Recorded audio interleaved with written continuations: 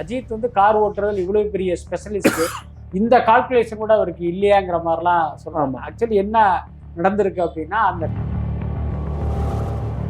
அந்த car twist ஆகி விழுது தெரியுமா? நீங்க வந்து டாப் ஆங்கிள் எடுக்கும்போது பாத்தீங்கன்னா ரோட்டுக்கும் அந்த மண்ணுக்கும் பாத்தீங்கன்னா ஏதோ ஒரு 2 அடி உயரமா தானே நமக்கு தெரியுது. ஆக்சுவலி அது ஒரு 23 அடி ரெண்டுக்குமே வித்தியாசம். இதே நீங்க வேற ஒரு வண்டியில இந்த மாதிரி நடந்துருச்சு அப்படின்னா நிச்சயமா பார்க்கணும், காரை நொறுங்கி இருக்கும்.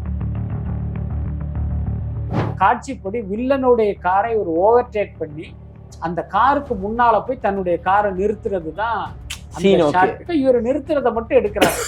அது வந்து பாத்தீங்கன்னா பேலன்ஸ் மிஸ் ஆகி இவ்வளவு பெரிய விபத்தை ஏற்படுத்தும். இவருக்கு இது தேவையா? இவர் வந்து கார் ஓட்டுறதுல ஒரு பெரிய ஸ்பெஷலிஸ்ட்ங்கிறாங்க, பொசுக்கு போய் விழுந்துடுறாரு. இவருக்கு கார் ஓட்ட தெரியுமா தெரியாதா? இவருடைய லைசன்ஸை பிடுங்கணும். இப்படி ஒரு கேள்வியும் கேலியும் வரும்னு இவங்க கொஞ்சமாவது யோசிச்சிருக்கணும். அப்ப என்ன பண்ணிருக்கணும், இதையெல்லாம் அவங்க வெளியில விட்டுருக்க கூடாது. அதுதான்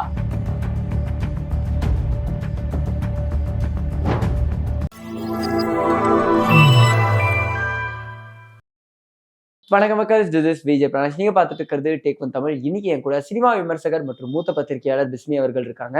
அவர் கூட சினிமா சம்பந்தமா நிறைய விஷயங்கள் பேச வேண்டியது இருக்கு. வாங்க பேசலாம். வணக்கம் சார். வணக்கம். மீண்டும் உங்களை சந்திச்சல ரொம்ப மகிழ்ச்சி. நான் முதல்ல கேட்கணும்னு நினைக்கிறது, 2-3 நாட்களாவே வந்துட்டு சோசியல் மீடியால அதிகமா வலம் வர விஷயம் அஜித் அவர்களோட அந்த ஸ்டண்ட், அந்த வீடியோ தான். முதல்ல அதை பற்றி உங்களுடைய கருத்து என்ன சார்? இல்ல, அது முதல்ல பார்க்கும்போது ஏதோ ஒரு படத்தில் உள்ள ஒரு காட்சியோ அப்படிங்கிற மாதிரி தோணுது. அதுக்கப்புறம் என்னன்னா பார்க்கும்போது இல்ல இது வந்து அந்த படப்பிடிப்பில் நடந்த ஒரு விபத்து அப்படிங்கிறத புரிஞ்சுக்க முடிஞ்சுது. அதே நேரம் இதை இப்போ இன்னொன்னு பார்த்தீங்கன்னா சுரேஷ் சந்திரா அஜித்துடைய மேனேஜர், அவர் தான் அதை ஷேர் பண்ணாரு. ஸோ இப்போ இதை எதுக்கு ஷேர் பண்றாங்க? இன்னொன்று, ஒரு விபத்து வீடியோ என்பது அஜித்தினுடைய இமேஜுக்கு வந்து நிச்சயமா ஒரு கீறலை ஏற்படுத்துகிற ஒரு விஷயம் தான். அவர் வந்து பைக் ஓட்டுவதில் வல்லவர், கார் ரேசரா இருந்தவர். அவருக்கு வந்து அடிக்கடி விபத்து ஏற்படுது அப்படிங்கிறது அது நிச்சயமா ஒரு பாசிட்டிவான விஷயம் இல்லை. அதையே இந்த நேரத்தில் ஷேர் பண்ணாங்கன்னு ஒரு டவுட் இருந்தது. நான் வந்து சுரேஷ் சந்திராக்கே ஃபோன் பண்ணி கேட்டபோது அவர் என்ன சொன்னார் அப்படின்னா, இந்த விபத்து வந்து நவம்பர் 2023 நடந்த விஷயம். அது இதை வந்து நாங்கள் வெளியில வந்து யார்கிட்டையும் சொல்ல தேவையில்லை, இது வந்து நம்ம பார்ட் ஆஃப் லைஃப் அப்படிங்கிற மாதிரி அவர் வந்து அதை அப்படி கடந்து போயிட்டாரு. அதே நேரம் சமீப காலமாக அந்த சோசியல் மீடியாவில் அஜித் பற்றி வந்த அந்த நெகட்டிவ் செய்திகள் வந்து அவர் வந்து ரொம்பவே பாதிச்சிருச்சான். இப்போ உதாரணத்துக்கு கிரிக்கெட்டர் நடராஜனுடைய பர்த்டேல இவர் கேக் ஊட்டுற மாதிரி ஒரு நியூஸ்லாம் பார்த்துருப்பீங்க, வீடியோலாம் பார்த்துருப்பீங்க. அதை நிறைய பேர் என்ன நினைச்சிட்டாங்க, நான் உட்பட அப்படிதான் நினைச்சேன், ஏதோ நடராஜனுடைய பிறந்தநாள் பார்ட்டிக்கே இவர் கிளம்பி போய் கேக் ஊட்டினாருங்கிற மாதிரி தான் ஃபர்ஸ்ட் தோணுச்சு. ஆனா உண்மையில என்ன நடந்திருக்குன்னா, இவர் வேற ஒரு வேலையா ஹைதராபாத்துக்கு போய் தங்கியிருக்காரு. அங்க வந்து சன்ரைசர் அணியில விளையாடுற நடராஜன் வந்து ஹைதராபாத்ல இருக்காரு. அன்னைக்கு வந்து அவருடைய பர்த்டே. அப்போ அவங்களுக்கு ஒரு காமன் ஃப்ரெண்டு மூலமா தெரியுது அஜித் வந்து இங்க இருக்காரு அப்படின்ட்டு. அப்ப அந்த நண்பர் மூலமாவே அஜித்தை தொடர்பு கொண்டு இது மாதிரி மீட் பண்ணணும்னு அப்பாயின்மெண்ட் கேட்க, அவர் ஒரு பிசியோதெரபிஸ்ட் அஜித்துக்கு. இப்ப அவர் உடனே சரி ஓகே மீட் பண்ணலான்ட்டு அவர் அப்பாயின்மெண்ட் கொடுத்துருக்காரு. அதன் அடிப்படையில் நடராஜன் அஜித்துடைய ஹோட்டலுக்கு போயிருக்காரு. அப்ப அஜித் என்ன பண்ணாரு, இன்னைக்கு இவருடைய பிறந்த நாளாச்சே, அதை நம்மளே செலிப்ரேட் பண்ணுவோம்னா அவரே கேட்கலாம் ஆர்டர் பண்ணி அந்த பிறந்த நாளை வந்து கொண்டாடி இருக்காரு. இதுதான் நடந்த உண்மை. ஆனா வெளியில இருந்து பார்க்கும்போது இவர் ஏதோ இந்த விடாமுயற்சி படத்தை தூக்கி தூர போட்டுட்டு இவர் பாட்டுக்கு சுத்திக்கிட்டு இருக்காரு. போன வாரம் பைக் எடுத்துட்டு எங்கேயே போனாரு, இப்ப பாருங்க போய் ஒரு பிறந்தநாள் பார்ட்டியில உட்காந்துருக்காருங்கிற மாதிரி சகட்டு மேனிக்கு வந்து வர ஆரம்பிச்சிருச்சு. அது வந்து அஜித்தை பாதிச்சிருச்சான்.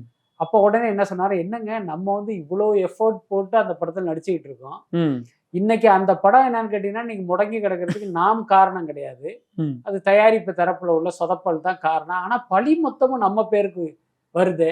அப்ப நம்ம இந்த படத்துல போட்ட எஃபர்ட்லாம் மக்களுக்கு தெரியாமையே போயிடுச்சு அப்படின்ட்டு தான் அந்த வீடியோவை அவர் ஷேர் பண்ண சொன்னாராம். அந்த அடிப்படையில தான் அந்த வீடியோ வந்து சுரேஷ் சந்திரா வந்து ஷேர் பண்ணியிருக்காரு. அதெல்லாம அவர் கூடுதல் தகவல் என்ன அப்படின்னா, அந்த மேல அந்த காரு ட்விஸ்ட் ஆகி விழுது தெரியுமா? நீங்க வந்து டாப் ஆங்கிள் எடுக்கும்போது பாத்தீங்கன்னா ரோட்டுக்கும் அந்த மண்ணுக்கும் பாத்தீங்கன்னா ஏதோ ஒரு 2 அடி உயரமா தானே நமக்கு தெரியுது. ஆக்சுவலி அது ஒரு 23 அடி ரெண்டுக்குமே வித்தியாசமா. இந்த வண்டி பெல்ட்டி அடிச்சதே இருக்குல்ல, கிட்டத்தட்ட ஒரு 20 அடி பல்லன்னு வச்சுங்களேன். ஆனா என்ன இதுல ஒரு பெரிய நல்வாய்ப்பு அப்படின்னா, அது வந்து ஒரு ஹாமர் கார், அதனால அதனுடைய பாடி அப்படிங்கிறது ரொம்ப உறுதியானது. அதனால வண்டி வந்து கொலாப்ஸ் ஆகல. இதே நீங்க வேற ஒரு வண்டியில இந்த மாதிரி நடந்துருச்சு அப்படின்னா நிச்சயமா இந்த காரை நொறுங்கி இருக்கும். இவங்க 2 பேருடைய நிலைமையே வந்து ரொம்ப வேற மாதிரி ஆயிருக்கும். நல்ல வேளை அப்படியெல்லாம் நடக்கல. இதுல இன்னொரு முக்கியமான காட்சி என்னன்னா, அந்த விபத்து காட்சியை பார்க்கும் போதே பல பேர் என்ன சொல்லிட்டு இருக்காங்கன்னா, இங்கேருந்து போய் கார்ல போய் வேகமா போய் அந்த ரோட்ல யாராவது யூடர்ன் போடுவாங்களா? அஜித் வந்து கார் ஓட்டுறதுல இவ்வளவு பெரிய ஸ்பெஷலிஸ்ட், இந்த கால்குலேஷன் கூட அவருக்கு இல்லையாங்கிற மாதிரிலாம் சொல்றாங்க. ஆக்சுவலி என்ன நடந்திருக்கு அப்படின்னா, அந்த காட்சிப்படி வில்லனுடைய காரை ஒரு ஓவர்டேக் பண்ணி அந்த காருக்கு முன்னால போய் தன்னுடைய காரை நிறுத்துறது தான் அந்த ஷாட். ஆனா ஏற்கனவே எல்லா ஷாட்டுமே எடுத்து முடிச்சிட்டாங்க. இன்னும் சொல்ல போனா இதுல வந்து அந்த வில்லனுடைய காருங்கிறது சிஜில வந்து அதை பிக்ஸ் பண்ணுவாங்கன்னு வச்சுங்களேன். இப்ப இவர் நிறுத்துறத மட்டும் எடுக்கிறாரு. அது வந்து பாத்தீங்கன்னா பேலன்ஸ் மிஸ் ஆகி இவ்வளவு பெரிய விபத்தை ஏற்படுத்திடுச்சு. நல்ல வேலை அதுல யாருக்கும் சேதம் இல்லை. ஆனா இவ்வளவு விஷயங்கள் தெரிஞ்சு இதை பத்தி பேசும்போது எப்பா இப்படிலாம் நடந்திருக்குன்னு பார்க்க முடியுது. ஆனா சோசியல் மீடியால இந்த ஒரு விஷயத்த வச்சு இதையும் வந்து பாசிட்டிவா மாறணும்னு நினைச்சு பண்ண விஷயம் அது இன்னும் நெகட்டிவிட்டியை வந்து அதிகப்படுத்துற மாதிரி தெரியுது. நிறைய ட்ரோல்ஸ் பார்க்க முடியுது, பலரும் அதை கேலி செய்யறதை பார்க்க முடியுது. இது எப்படி நீங்க பாக்குறீங்க? இல்ல ஆக்சுவலி அதான் அஜித் நினைத்தது ஒன்று நடந்தது ஒன்று தான். ஏன்னா இப்போ நடராஜன் வீடியோ வந்து ஒரு நெகட்டிவா ஆயிடுச்சு. அதை வந்து நம்ம பாசிட்டிவா மாத்தணுங்கிறதுனாலதான் இந்த வீடியோவை ஷேர் பண்ணாங்க. ஸோ இந்த வீடியோ என்ன விளைவை ஏற்படுத்திருக்குன்னா, அடடா அஜித் பாருங்க டூப் போடாம போய் இவ்வளவு பெரிய விபத்தில் சிக்கிட்டாரு அப்படின்னு மக்களுடைய அனுதாபத்தை அள்ளி இருக்கணும் நியாயமா. ஆனா அங்க அப்படி இல்லாம என்னாச்சு அப்படின்னா, இவருக்கு இது தேவையா? இவர் வந்து கார் ஓட்டுறதுல ஒரு பெரிய ஸ்பெஷலிஸ்ட்ங்கிறாங்க, பொசுக்கு போய் விழுந்துடுறாரு. இவருக்கு கார் ஓட்ட தெரியுமா தெரியாதா? இவருடைய லைசன்ஸை புடுங்கணும், இவருடைய டிரைவிங் வாத்தியார் யாரு? ஸோ இப்படி எல்லாம் அது வந்து ரொம்ப நெகட்டிவா மாறிடுச்சு. எல்லாத்துக்கும் மேல இன்றைய காலகட்டத்தில் இன்னைக்கு வந்து டெக்னாலஜி எங்கேயோ போயிடுச்சு. நீங்க ஏன் அந்த ரிஸ்க் எடுக்கிறீங்க? நீங்க ஓட்டாமையே வேற யாரோ ஒருத்தர் ஓட்டுற மாதிரி அந்த காட்சி எடுத்திருக்கலாம். அதெல்லாம் ரொம்ப ஒரு மிதமான வேகத்தில் நீங்க போற மாதிரி எடுத்துட்டு அதை நீங்க எடிட்டிங்ல அதை வந்து நம்ம ஃபாஸ்ட் பண்ணிருக்கலாம். இப்படி வசதிகள் இருக்கும்போது ஏன் அஜித் இதை பண்ணணும் அப்படின்னு மக்கள் கிட்ட நிறைய கேள்விகள். அது வந்து ஒரு மாதிரி நெகட்டிவா மாறிடுச்சு. ஆமா சார். அதே மாதிரி இதை எல்லாரும் கம்பேர் பண்ணது வலிமை படத்தோடையும் கம்பேர் பண்ணியிருந்தாங்க. வலிமை டைம்லயும் இதே மாதிரி அவர் அந்த விழுந்ததுக்கு அப்புறம் எந்திரிச்சு வர மாதிரி அந்த போஸ்ட்பான் டைம்ல அந்த மாதிரி ஒரு வீடியோ வந்துருது. எல்லாருமே அதோட கம்பேர் பண்ண ஆரம்பிச்சிட்டாங்க. எப்பெல்லாம் அஜித் அவர்களோட படம் டிலே ஆகுதோ அப்பெல்லாம் இந்த மாதிரி ஒரு வீடியோ வந்துருந்து அதையும் வந்து ஒரு நெகட்டிவாவே இது கொண்டு போயிட்டு இருக்கிற மாதிரி தெரியுது. இதுவும் அப்போ அஜித் அவர்களுக்கு ஒரு பாதிப்பை கொடுக்கும். நிச்சயமா கொடுக்கும். அது என்னுடைய தனிப்பட்ட கருத்து என்ன அப்படின்னா, பொதுவாகவே படப்பிடிப்பில் விபத்து நடக்கிறதுங்கிறது ஒரு நார்மலான விஷயம் தான். அது நடக்காதுங்கிற ஒரு உறுதியெல்லாம் கொடுக்க முடியாது. இப்போ இந்தியன் படப்பிடிப்புல கூட இந்தியன் டூல கூட விபத்தெல்லாம் நடந்தது. அதனால விபத்து எப்படி நடக்கும், ஏன் நடக்குன்னு யாராலையுமே கணிக்க முடியாது. அதே நேரம் இங்க அஜித் விஷயத்துல என்ன அப்படின்னா, அவர் வந்து ஒரு கார் ரேசர். அவர் கரெக்ட். என்ன அதெல்லாம ஒரு பைக் எடுத்துட்டு உலகம் முழுக்க சுற்றுகிற ஒருத்தர், அதுல வந்து ஒரு கரை கண்ட மனிதர். அவரு பைக் ஓட்டும் போது ஒரு விபத்து நடக்குது, அவர் கார் ஓட்டும் போது ஒரு விபத்து நடக்குது அப்படிங்கும்போது பாத்தீங்கன்னா அது வந்து ஒரு மிகப்பெரிய கேலிக்குரிய விஷயமா மாறிடுது. ஸோ இப்படி ஒரு கேள்வியும் கேலியும் வரும்னு இவங்க கொஞ்சமாவது யோசிச்சிருக்கணும். அப்ப என்ன பண்ணிருக்கணும், இதையெல்லாம் அவங்க வெளியில விட்டுருக்க கூடாது. அதுதான் சரியான விஷயமா இருக்கு. இதன் மூலமாக நமக்கு வந்து ஒரு மைலேஜ் கிடைக்குன்னு அவங்க நினைச்சாங்க. அது வந்து நெகட்டிவா மாறிடுச்சு. இனிமேலாவது இது போன்ற விஷயங்களை செய்வதை வந்து அவங்க தவிர்க்கணும். எல்லாத்துக்கும் மேல இப்ப அஜித் இருக்காரு, இப்படி நடராஜன் வீடியோனால இப்படி வந்துருச்சு, அதனால இந்த ஒரு வீடியோவை விடுங்க அப்படின்னு சொல்லும் போது பக்கத்தில் இருப்பவர்கள் அவர்கிட்ட எடுத்து சொல்லணும். இல்ல சார் இது வந்து தப்பாயிடும், இதை நம்ம போட வேண்டாம், ஏற்கனவே வலிமை ஆக்சிடென்ட் போடும் போதே இப்படி வந்தது நெகட்டிவ், அப்ப இதை போட்டோம்னாலும் இன்னும் நெகட்டிவா அது மாறிடுங்கிற விஷயத்த அவங்க சொல்லியிருக்கணும். ஆனா இன்றைக்கு பாத்தீங்கன்னா நடிகர்கள் பக்கத்துல இருக்கிறவங்க யாருமே ஆலோசனை சொல்கிற ஆட்களா இருப்பதில்லை. ஆமாம் சாமிகள் தானே. ஆனா சார் இந்த ஒரு சம்பவம் இப்படி போய்கிட்டு இருக்கிற டைம்ல நடிகர் ஜீவா அவர்கள் ஒரு வீடியோ அவரோட சோசியல் மீடியா பக்கத்துல போடுறாரு. ஜில்லா டைம்ல விஜய் அவர்கள் அந்த ஸ்டண்ட் பண்ண வீடியோ எடுத்து, இது கிட்டத்தட்ட வந்து அந்த ஒரு கமெண்ட் செக்ஷன்லயே பல வாரம் ஓட ஆரம்பிச்சிருச்சு.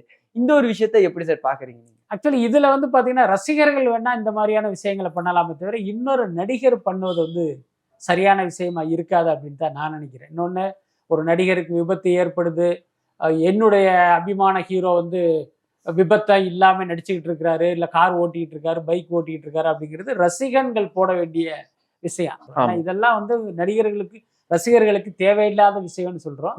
அதை ஜீவா போன்ற நடிகர்கள் அது உள்ளார வர்றதுங்கிறது ஒரு ஆரோக்கியமான விஷயம் இல்லை. அவர் ஏன் இந்த மாதிரியான ஒரு வேலையை பண்ணாருங்கிறது தெரியல. ஆமா சார். அண்ட் அது ஒரு வெளியே வந்ததுக்கு அப்புறமா ஒரு பக்கம் எப்படி அஜித் அவர்களை வந்து நிறைய விஷயங்கள்ல கேலி பண்ணிட்டு இருந்தாங்களோ, சம்பந்தமே இல்லாம இதற்கு சம்பந்தம் இல்லாம விஜய் அவர்களுடைய பழைய அந்த கிரீன் மேட்ல பண்ண வீடியோஸ், அந்த பைரவா படத்துல சைக்கிள்ல வரும்போது பண்ண கிரீன் மேட் வீடியோஸ் அதை எடுத்து ட்ரோல் பண்ண ஆரம்பிச்சிட்டாங்க. தேவையில்லாத ஒரு கம்பேரிசன் இந்த இடத்துலயுமே ஒரு சண்டை உருவாகுது சார். இல்ல நிச்சயமா அதான் நம்ம சொல்றது என்னன்னா, பொதுவாகவே இந்த ரசிகர்களுடைய ரியாக்ஷனை, இந்த ரசிகர்களுடைய சோசியல் மீடியா சண்டையெல்லாம் நம்மை போன்றவர்கள் பேசக்கூடாது. அதான் என்னுடைய தனிப்பட்ட கருத்து. என்னன்னா இதையெல்லாம் நம்ம இக்னோர் பண்றதுதான் அந்த விஷயங்களை வந்து கண்ட்ரோல் பண்ணும், ஒரு கட்டத்துல அதை இல்லாமல் ஆக்கும். இந்த ரசிகனுடைய சண்டையை வந்து ஊடகங்கள் பேசும்போது அது அவனுக்கு வந்து ஒரு பெரிய உற்சாகத்தை கொடுக்கும். இங்க பாருங்க, நம்ம வந்து இப்படி ஒரு விஷயத்த பண்ணோம், அது வந்து இந்த ஊடகத்துல இதை பத்தி பேசுறாங்க, அவன் வந்து இன்னும் ஒரு 4 விஷயம் பண்ணணும் அப்படின்னு நினைப்பான். அதனால அதை வந்து நம்மளே வந்து அதை தவிர்த்திடணும். இன்னும் சொல்ல போனா அது நம்ம கவனத்துக்கு வராத கணக்குல தான் அதை நம்ம வைக்கணும். Okay sir. சார் இப்போ கிட்டத்தட்ட வந்து அப்போ விடாமுயற்சி படம் எகைன் தொடங்கி அதுக்கு ஆரம்பிச்சாச்சு. அதை வந்து ஜூன்குள்ள முடிச்சு மறுபடியும் அந்த படத்தோட குட் பேட் அக்லியோட ஷூட் ஸ்டார்ட் பண்ணிடுவாங்களா சார்? ஏன்னா அது 2025 பொங்கல்னு சொல்லியிருக்காங்க. அதான் நமக்கு கிடைச்ச தகவல் என்ன அப்படின்னா, இப்ப தேர்தலுக்கு அடுத்தடுத்த நாட்கள்ல விடாமுயற்சி குழு வந்து அசர்பைஜான் கிளம்புறாங்க. நான் ஏற்கனவே சொன்ன மாதிரி இந்த படம் முடக்கப்பட்டதற்கு லைக்காவுடைய பினான்சியல் ப்ராப்ளம் ஒரு முக்கிய காரணம். இப்போ பார்த்தீங்கன்னா அதெல்லாம் ஓரளவுக்கு சரியாகி இப்போ கிளம்புற மாதிரியான ஒரு முயற்சியில் இருக்காங்க. எல்லாத்துக்கும் மேலே அஜித் வந்து அவங்க கிட்ட போட்ட அந்த கண்டிஷன், நான் வந்து அந்த படத்துக்கு ஜூன் போறேன், அதுக்கு இடையில நீங்க கூப்பிட்டீங்கன்னா நான் வரவே மாட்டேன், அதுக்கு முன்னால நீங்க படத்தை முடிங்க அப்படின்னு சொன்னதுனால இப்போ அதுக்கான வேலையில அவங்க இறங்கிட்டாங்க. அநேகமா அது இந்த இப்போ ஏப்ரல் மேலேயே அந்த படத்தை முடிச்சிருவாங்க. இவர் வந்து ஜூன் 13ஆம் தேதி குட் பேட் அக்லி படப்பிடிப்புல இவர் வந்து ஜாயின் ஆகுறாரு. கிட்டத்தட்ட அன்னைக்கு தான் அந்த படப்பிடிப்பு தொடங்குறாங்க அப்படின்னு நினைக்கிறேன். முதல் கட்டமா EVPல ஏதோ ஒரு செட் ஒர்க் நடக்குது, அங்கதான் படப்பிடிப்பு ஆரம்பிக்க போறதா ஒரு தகவல் இருக்கு. Okay sir. ஆனா ஒரு படம் டிலே ஆகிறதுக்கு எதனால எல்லாருமே வந்து அஜித் அவர்களையே குத்தம் சொல்றதுக்கான காரணம் என்ன சார்? இது ஆரம்பத்துல இருந்தே நடந்துட்டு இருக்கு. வலிமை படம் டிலே ஆன போதும் எல்லாரும் வந்து அஜித் அவர்களை தான் திட்டாங்க. துணிவு படம் உடனே வெளியாயிருச்சு. பட் இந்த படம் பொறுத்த வரைக்கும் எல்லாருமே அஜித் அவர்களுமே அதிகமா குற்றம் சொன்ன மாதிரி தெரிஞ்சது. எதனால சார்? ஆக்சுவலி இதுக்கு அஜித் வந்து நேரடியான காரண கருத்தா கிடையாது, அது வந்து நமக்கே தெரியும். ஏன்னா எப்பயுமே ஒரு படம் டிலே ஆவதற்கு பல்வேறு காரணங்கள் இருக்கு. அஜித் படம் டிலே ஆவதற்கு அந்த மாதிரி பல்வேறு காரணங்கள் இருந்தாலும் அந்த ப்ராஜெக்டை பொறுத்த வரைக்கும் கீ பர்சன் யாருன்னா அஜித் தான். அஜித் தான் டைரக்டரை டிசைட் பண்றாரு, அஜித் தான் தயாரிப்பாளரை டிசைட் பண்றாரு, அவர் தான் கதையை டிசைட் பண்றாரு. அப்ப எல்லாமே உங்களுடைய விருப்பத்தின்படி நடக்கும்போது இந்த ப்ராஜெக்ட்ல ஒரு சிக்கல் வருதுங்கும் போது நீங்க என்ன பண்ணணும் அப்படின்னா, நீங்க வந்து அந்த தரப்பை அழைத்து பேசணும். இப்ப உதாரணத்துக்கு தயாரிப்பாளருக்கும் டைரக்டருக்கும் பிரச்சனை, அதனால படத்துல சிக்கல் இருக்கா, அப்ப அந்த 2 பேரையும் கூப்பிட்டு வச்சு அஜித் தான் பேசுறேன், நீங்க தானே 2 பேருமே செலக்ட் பண்ணீங்க, உங்களுக்கு என்ன பிரச்சனை, இந்த இவர் மீது இப்படி ஒரு குற்றச்சாட்டு இருக்கு, இது குறித்து நீங்க என்ன சொல்றீங்க, உங்க பிரச்சனை என்ன அப்படின்னு கேட்டு அதை சார்ட் அவுட் பண்ணி இந்த ப்ராஜெக்டை நகர்த்த வேண்டிய கடமை அஜித்துக்கு இருக்கு. அதே மாதிரி பாத்தீங்கன்னா இப்ப தயாரிப்பாளர்கிட்ட பணம் இல்லை அல்லது ஏதோ ஒரு காரணத்தினால அந்த ப்ராஜெக்ட் முடங்கி கிடக்குதுன்னா இப்ப அவரை கூப்பிட்டு ஏன் நீங்க வந்து என்கிட்ட சொன்ன மாதிரி படப்பிடிப்பை பிளான் பண்ணலை, ஏன் இந்த மாதிரி போட்டு வச்சிருக்கீங்க, உங்களுக்கு என்ன பிரச்சனை அப்படிங்கும்போது ஃபைனான்ஸ் பிரச்சனை அப்படின்னா அதை எப்படி சார்ட் அவுட் பண்றதுங்கிறத இவர் தான் பேசணும். அது வந்து இவர்களுடைய கடமை அப்படின்னு கூட நம்ம சொல்லலாம். அதை வந்து இவர் பண்ண தவறிட்டார் அப்படிங்கிறது தான் பிரச்சனை. இங்க என்ன நடக்குது அப்படின்னா, நம்ம படம் ஏதோ ஒரு வகையில டிலே ஆச்சுன்னா அதை சார்ட் அவுட் பண்ணாம இவர் பைக் எடுத்துட்டு கிளம்பிடுறாரு. நமக்கு ஒரு நல்ல ஓய்வு கிடைச்சிருச்சு, நமக்கு ஒரு கேப் கிடைச்சிருச்சு, இந்த கேப்ல நம்ம அந்த நாட்டில் வந்து ஒரு பைக் டூர் போயிடலாம் அப்படிங்கிற மாதிரி கிளம்பி போயிடுறாரு. அதனால தான் இவருடைய பேர் வந்து இந்த அளவுக்கு டேமேஜ் ஆனது. Okay sir. அண்ட் ரஜினி அவர்களோட லைனை பத்தி நான் பேசணும்னு நினைக்கிறேன். முதல்ல நான் கேட்க வேண்டியது, மற்ற எப்படி இளம் ஹீரோஸ் வந்து அதை தொடர்ந்து படங்கள் கமிட் ஆவாங்களோ, இப்ப ரஜினி அவர்கள் வந்து அதை தொடர்ந்து பண்றதை பார்க்க முடியுது. இப்போ 170 முடிய போகுதுன்னா 171 அடுத்த அப்டேட்டுகள் வர ஆரம்பிச்சிருச்சு. அண்ட் 172க்கான டேரக்டர் தேடுதல்களும் அதை பத்தின டாக்ஸுமே ஆரம்பிச்சாச்சு. இப்படி அவர் தொடர்ந்து இப்போ மறுபடியும் இறங்கி ஒர்க் பண்றதை எப்படி சார் பாக்குறீங்க?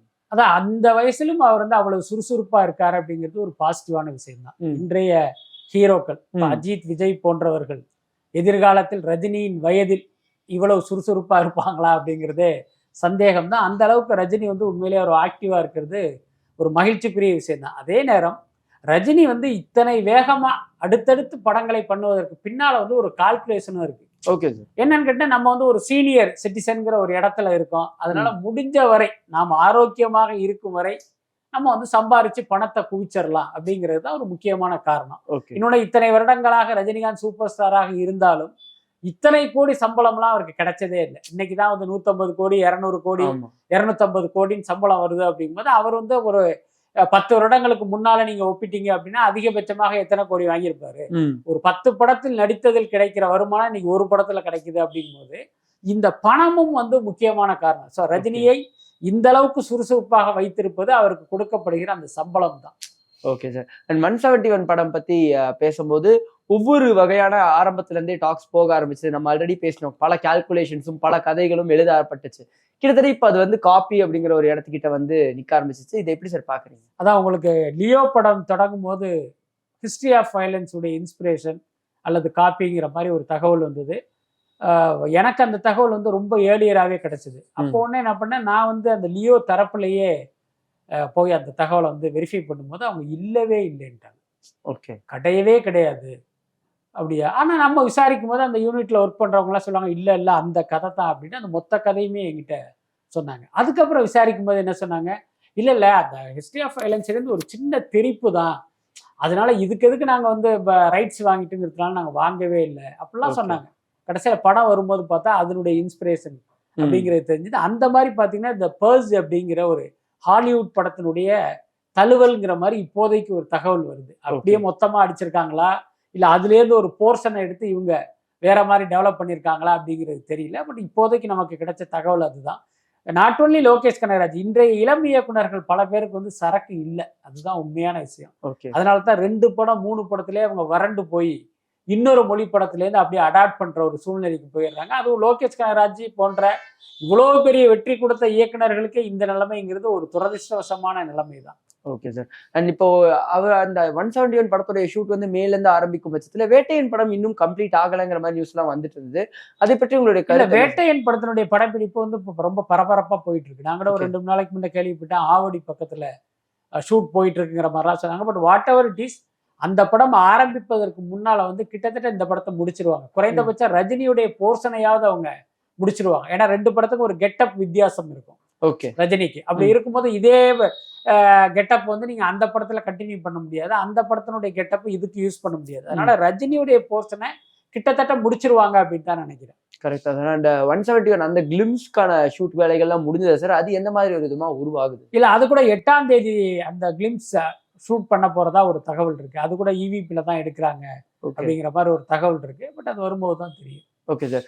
அண்ட் அடுத்து பார்க்கும்போது ரீசெண்டா தெலுங்கு படங்களுடைய ஆதிக்கம்ங்கிறது வந்து ரொம்ப ஜாஸ்தி ஆயிட்டே இருக்கு. அவங்க வந்து அந்த கிளாசிக்கா இருக்கட்டும், இல்ல இந்தியன் சினிமாக்காக எடுக்கப்படுற படங்களா இருக்கட்டும், டோட்டலா அது கொஞ்சம் ஜாஸ்தியான மாதிரி தெரியுது. பட் அந்த விஷயத்துல பார்க்கும்போது தமிழ் சினிமா கொஞ்சம் பின்னாடி போற மாதிரி தெரியுது. இது எப்படி சார் பாக்குறீங்க? கொஞ்சம் பின்னாடி எல்லாம் கிடையாது. தமிழ் சினிமா பாத்தீங்கன்னா ரொம்ப ரொம்ப பின்னாடி இருக்கு. அதுதான் ரொம்ப உண்மையான விஷயம். அன்னைக்கு கூட எங்க வலைபேச்சுல ஒரு தகவல் சொன்னா, மைத்ரி மூவி மேக்கர்ஸ்ங்கிற நிறுவனம் 5000 கோடி ரூபாய் இன்வெஸ்ட் பண்ணியிருக்காங்க.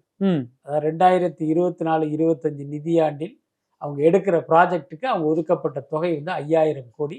இதுல பாத்தீங்கன்னா கிட்டத்தட்ட 12 படங்கள்.